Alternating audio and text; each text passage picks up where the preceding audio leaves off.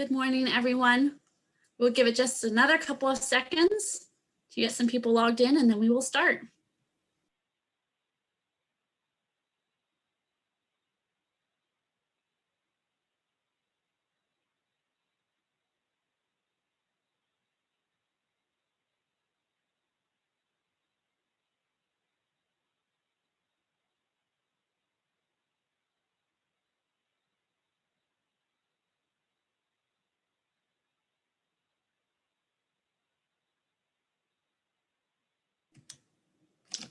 All right, welcome everyone to today's Lunch and Learn on Financial Wellness. We're excited to have you.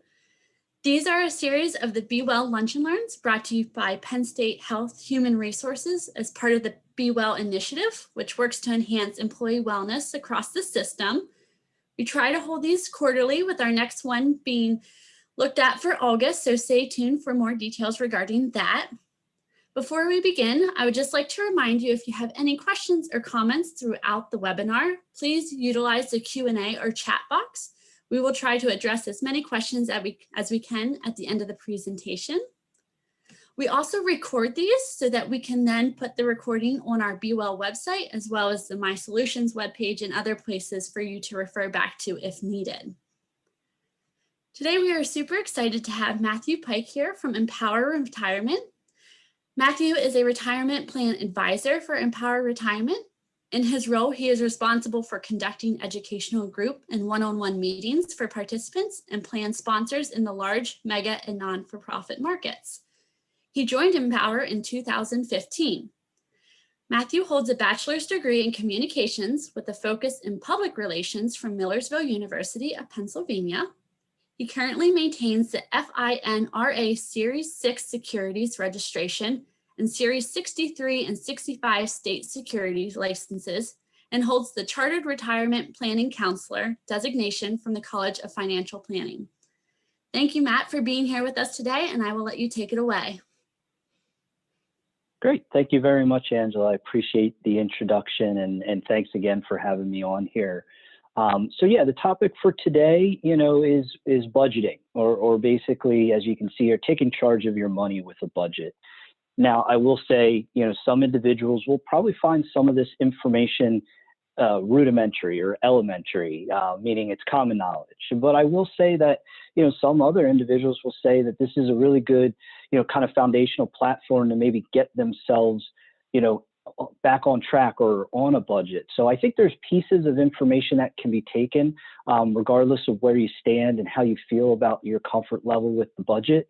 And there's some resources I will reference at the end that you can see on the website, that you guys have access through your Penn State Health retirement plans that I think is also a great resource and beneficial to you. So with that said, let's jump right into it. So kind of, the information we're going to go over, the key takeaways are basically the benefits of having a budget, how to create a budget, and, starting an emergency fund, which again, this might be things that people already have in play or are already thinking about. So maybe these are some, helpful tips to kind of get you moving in that direction or kind of continue momentum in that direction. When you have a budget, you can help, prioritize spending. It can help you reduce debt if you have, that as a goal. Prepare for unexpected expenses with that, savings or emergency fund, and, set a plan to have and meet, savings goals. Those are the benefits of having a budget.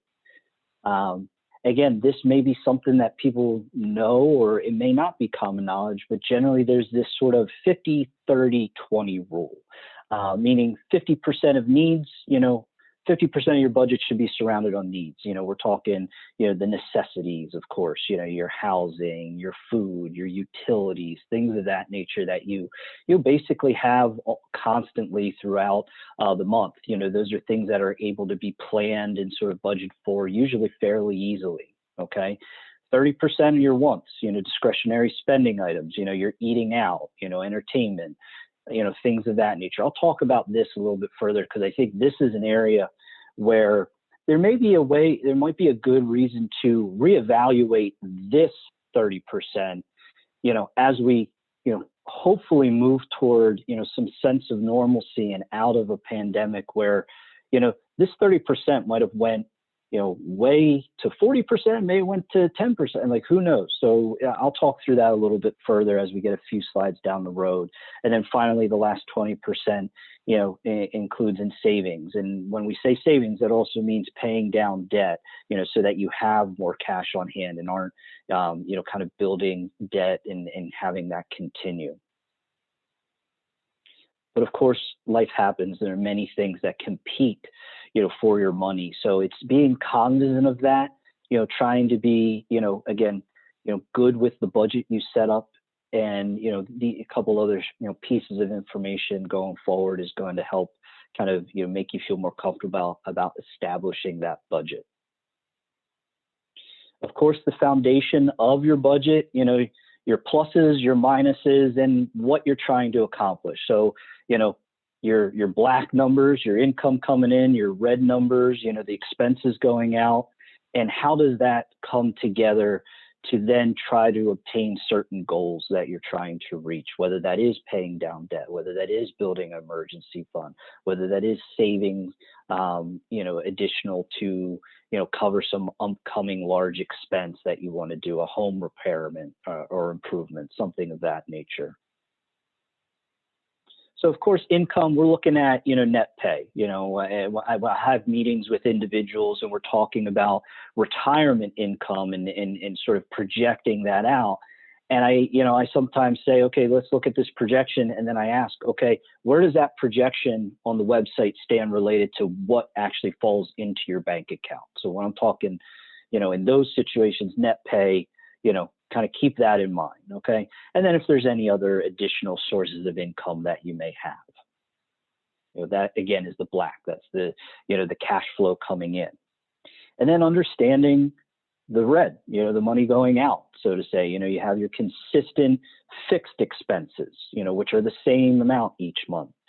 Some of these, and one for me, daycare expenses, childcare expenses, that's something that, is a lot of times something needs to be budgeted in just to add an additional, one to bullet point to this list, And now you have your variable expenses. And a lot of times people forget when they're putting their budget of these variable expenses. You kind of throw out okay, I know I have monthly expenses, in the way of my utilities, but okay, get a really good sense of, okay, what are the ranges of that cost for maybe this point, these months of the year, because it may be different, versus these points in the year. Like we're in a old house. I don't have central air. So we have air conditioning units in the summer months. So we have to budget to understand that the, whatever $100 electric bill is going to be closer to $200.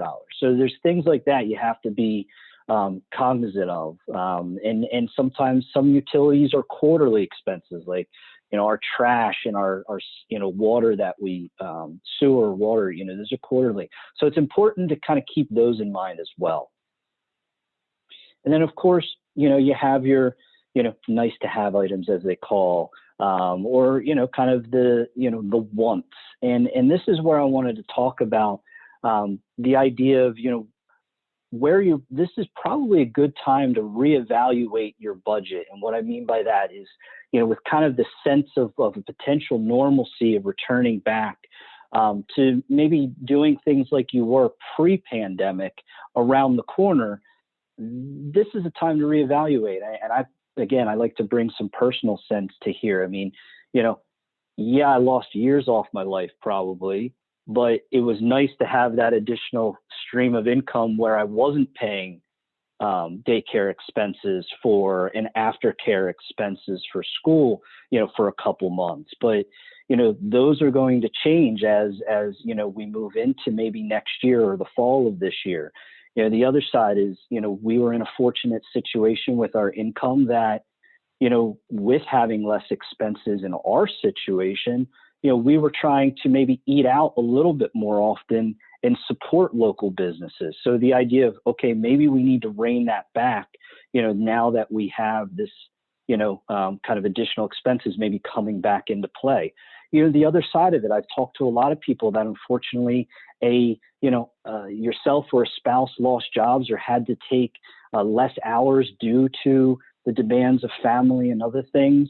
So you may have had to rein back on some of those expenses. Maybe you had to adjust how much you were saving for retirement and throttled it back. Life happens, and that's something that does have to occur. We understand that, but it's being cognizant of reevaluating, hey, can I get back, or are we feeling close to back where we were pre-pandemic? And can I, do that additional 2% I was doing into my retirement plan? So this, kind of area of expenses, I feel like is a good place to maybe think about reevaluating depending on how the pandemic hit your personal situation. And then, as I mentioned, you also have these, like I said, maybe quarterly expenses or non-reoccurring expenses, depending on, your tax situation. If you escrow your taxes and your mortgage, then that's not an additional variable you have to budget for. But yeah, who knows when car maintenance might come around the corner and things, so it's being cognizant of those sort of, not always going to occur, but hey, you got to be prepared for them type of expenses. There are so many tools out there that can be utilized to help you with creating a budget. I'm going to be honest with you again, kind of giving some personal flavor on this. I mean, there was a point where with 2 in daycare, with, some debt accrued, I had to go to the spreadsheet and do a monthly evaluation of inflows and outflows. And when you do that, you may come to the realization of, okay, I'm working with a deficit, or maybe I'm working with a surplus. And then that's when you can maybe set your goals surrounding that type of understanding, but you don't know where you're at unless you really take a focus on it. So there's stuff online. There's plenty of mobile apps. I mean, if you're, your situation requires that, hey, there's a lot of things going on, it's accountant is a possibility for some individuals.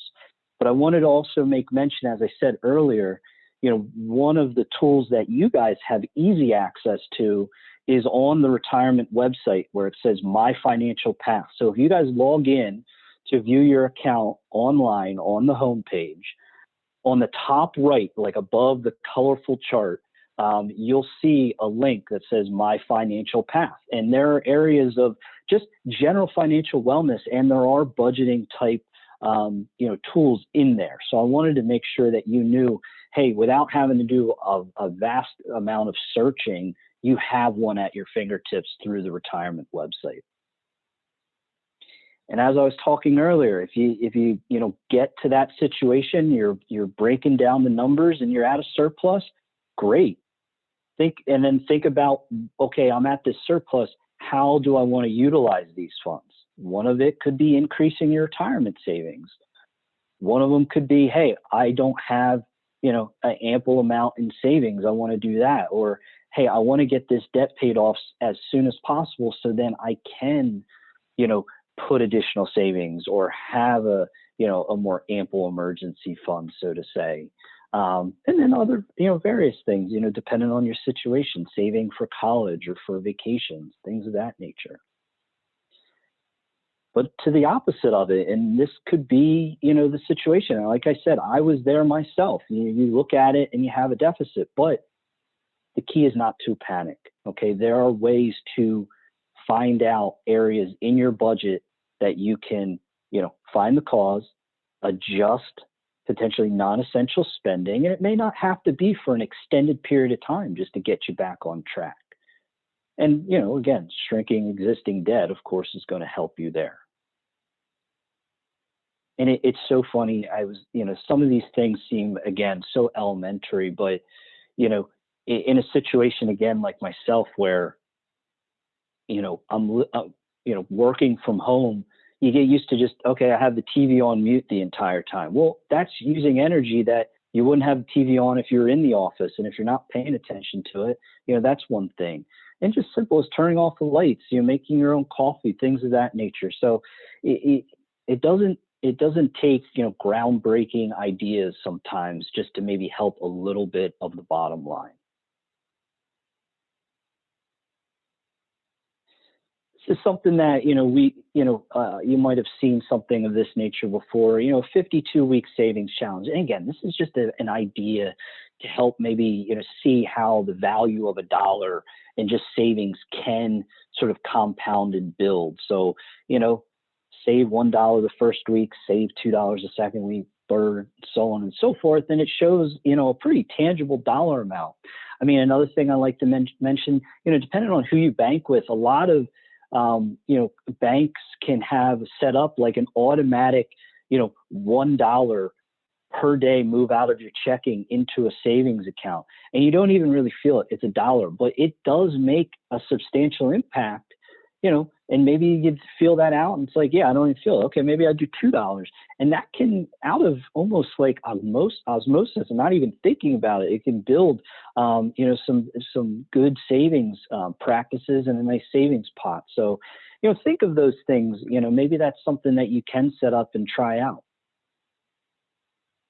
And as I said, once you get an idea of where you stand, again, whether you're in the surplus category, you're in the deficit category, setting goals, and those can be both short-term and long-term. And there's definitely credence to having both, again, for example, in my situation, paying down debt, is a short-term goal, but we're not going to mortgage also the fact that, I have a 5 and 9-year-old that we have to have college savings for. So we have 529 college savings plans set up, and we need to make sure that we're building that pot as well, because as crazy as it sounds, that the need of those funds are definitely prior to your retirement age for most individuals, and you have to give that money sufficient time to grow. And as a lot of us know, potentially in the blink of an eye, things can change in life. So again, it's good to have short-term and long-term goals and trying to balance out both of them.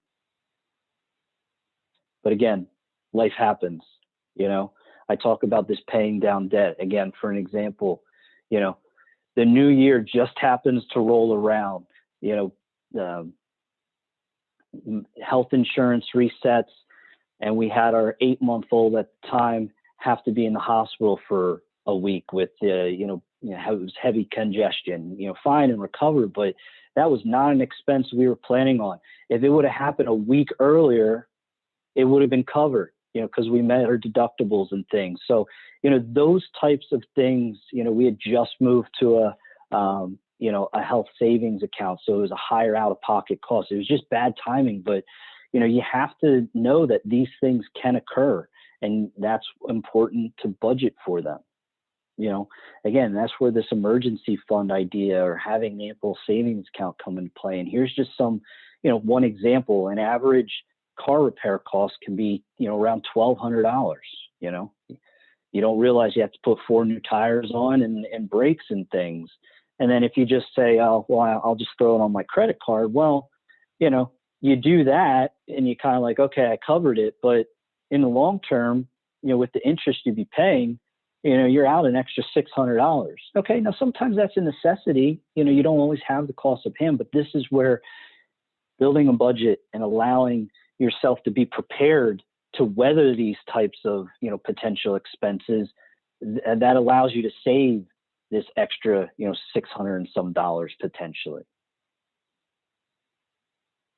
And again, a general rule of thumb, a lot of people may know this, but some people don't. And I a lot of times I'll bring it up in our meetings, when we say emergency fund, it's basically 3 to 6 months of, expenses, or kind of what you would have in salary coming to you for that period of time. And I tell people a lot of times to gauge that, based on your comfort level with, your job situation and things, and also dependent on your salary level, for maybe a higher income individual, it may not make sense to have 6 months worth of, kind of cash sitting on hand if things seem to be in good order. But again, that's something to reevaluate and always to be cognizant of. I mentioned it before, and this is, again, a great resource to have related to my financial path, where you guys can get a little bit of, help and assistance, not just with retirement, but just sort of, your financial well-being. And there's a lot of information there, and that's stuff that we are more than welcome to talk through. Just a little plug again for the website. The visual here is very similar to what it kind of looks like on the Penn State Health homepage. So if you notice, this is where I'm saying that my financial path area is, okay? And this information, this is something valid that, we do talk about during our meetings. So if it's something that, this sort of struck a nerve, and you have some additional questions that you feel more comfortable maybe sitting down one-on-one, that's what we're here for. That's why we're, a resource to Penn State Health employees. My sole job is to help assist, Penn State Health employees with questions about their retirement and even financial well-being overall. Okay. So again, wanted to make sure you knew you had this resource and just reinforce, that we are a resource for you as well. So our contact information is here. I wanted to make sure that that was, thrown onto the screen. This is posted all over the place to kind of just give a plug here for a couple things. This area, when you guys would log on to the homepage, so before you would log in, when you go to to retire.pennstatehealth.org, before you even log in, on that homepage, down in this area is where you're going to see a picture of myself and my peer Manuel. And that's where, if you did want to schedule a one-on-one meeting with us, that is where you would go. It takes you to basically an online schedule that we pre-fill all our availability in. We are still working remote. So what we do is you schedule the meeting. The morning of your meeting, we're going to send you, hey, if you want to call me at this number. If you want to do a virtual meeting, we utilize WebEx, which is similar to Zoom. We will send you the link for that meeting area where, basically I share my screen and it's almost like we're sitting, face to face as we used to one-on-one. I will say we're working on a transition plan as to when we will be back on site. There's no definites on that yet, but we are, working toward eventually, being able to meet with face-to-face with individuals who are comfortable doing that. And I will say that, this virtual environment, there'll be individuals that just feel that that is easier. That is still going to be an option for employees as well. So I wanted you to know we're reevaluating that in the current space. Last thing I will say, as I mentioned about scheduling a meeting with us, we are actually in the midst of doing sort of a webinar series or a group meeting series for Nurses Week. We are doing a presentation that it's called Make Best Use of My Retirement Plan, where we just kind of do an overview about the Penn State Health retirement plans, help you a little bit better understand. It's a good way that maybe if your schedule doesn't allow you to meet with us face to face, based on your, what your schedule allows, that we are doing. We have one today at 3 o'clock. And then tomorrow we're doing him at 9, 12, and 3. You probably received an email referencing that, but it is also, you just click on where you would go to schedule a meeting, and there's an option within there to register for those webinars we're doing over the next 2 days. So Angela, with that said, I wanted to leave a little bit of time here for some questions. I guess I'll keep this screen up so I don't really see the Q&A. So yeah, Angela, if you want to feed anything to me, I'm happy to kind of answer what I can. Sure. We don't have any at the moment, but hopefully some people might be typing theirs in now. Again, you can use the Q&A feature or the chat box. Type it in there and I can ask Matt and he can hopefully answer for you. In the meantime, I am going to insert a evaluation link into the chat box. We would love it if you could complete the short evaluation for us. We will also send this out in a recap email, which will include a PDF of the slides for you, as well as where you can go and find the recording along with the evaluation links. So Angela, I actually pulled up the Q&A now, so I am able to see. So I'll just address some of these that Sure. just came in. I see 2 questions, so let me know if I miss anything maybe in the chat. But I'll address the first one here in the Q&A. Do you have any recommendations for tools/apps for college kids or recent college grads? I personally do not, but I'd say there's tons of resources out there, and I will say at that period of kind of in their life, getting an idea of, really putting together a budget and understanding that, the miscellaneous expenses that may be, tempting, just speaking from own experience, it's good to kind of get yourself in a really good financial path. So I would say look it over, search for it. There's plenty of savings tools or apps that even if you, if you have an iPhone or, an Android, you go in the App Store and say, type, savings tools or budgeting tools, you'll find that. And usually it's just based on preference and interface, but they a lot of times they all help, in the same way. So there's a question here, is the emergency fund different from a savings account? I would say yes and no. It all depends on your preference. I mean, some individuals like to have a savings account that is maybe an overflow for miscellaneous expenses that, if you have a month where something comes up and you're a little bit tighter, maybe, I'm speaking again from example, like, my wife and I sometimes have alternating paychecks coming in. So that's always a good month, because there's constant cash flow. But sometimes, we're getting paid on the same Friday and maybe it doesn't extend as long. So maybe you have a savings account to help in those little situations per month.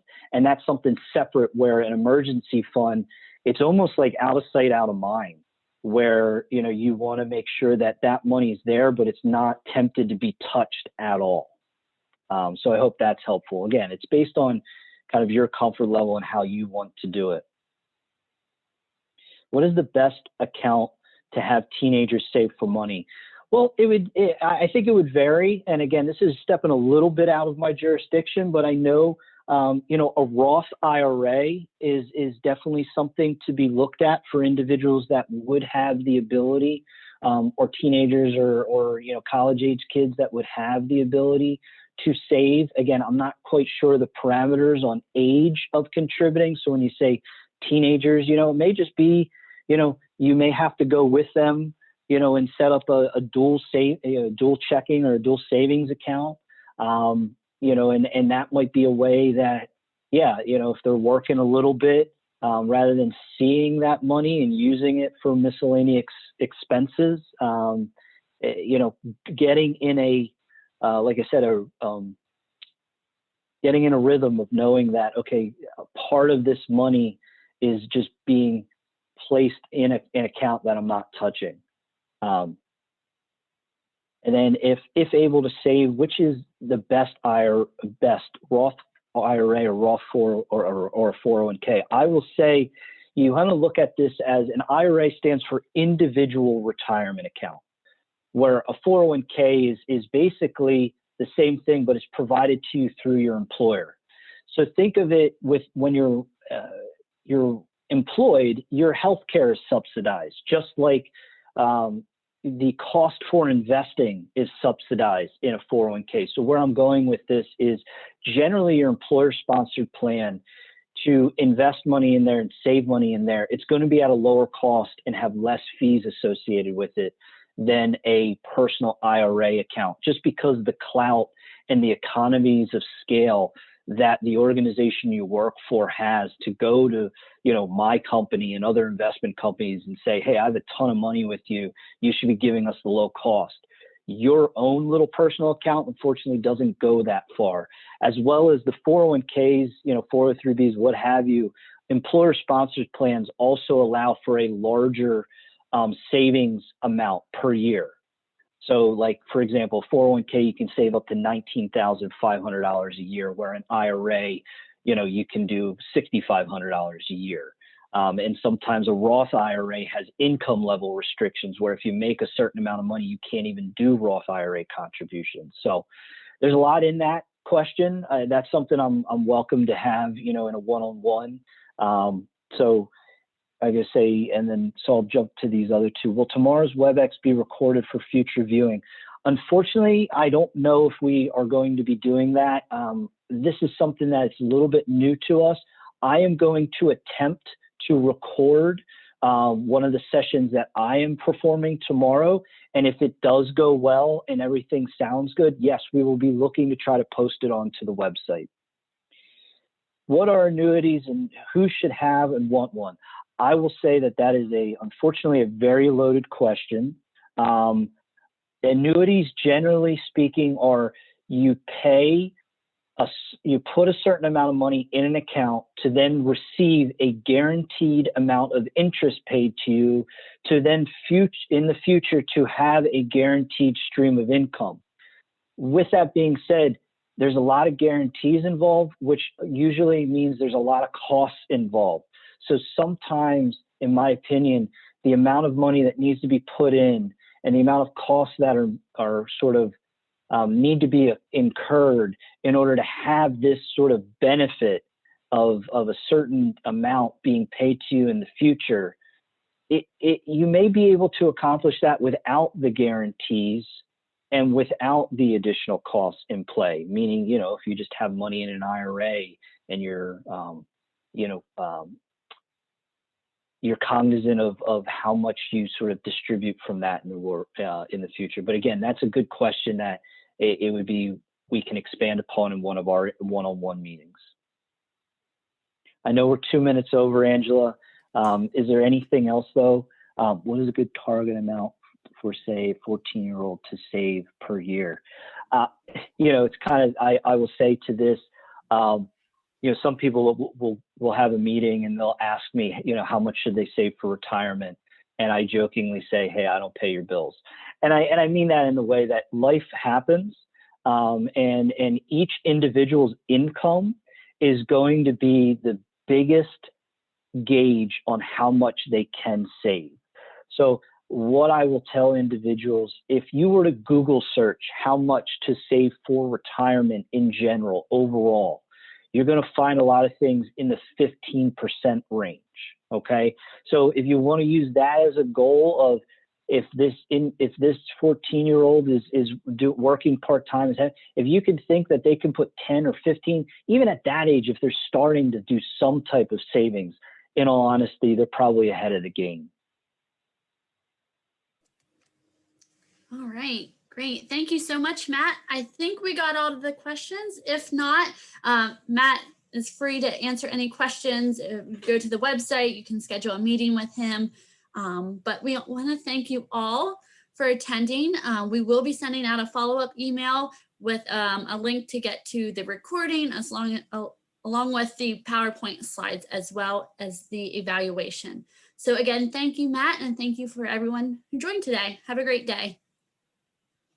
Thank you, everyone. Bye-bye.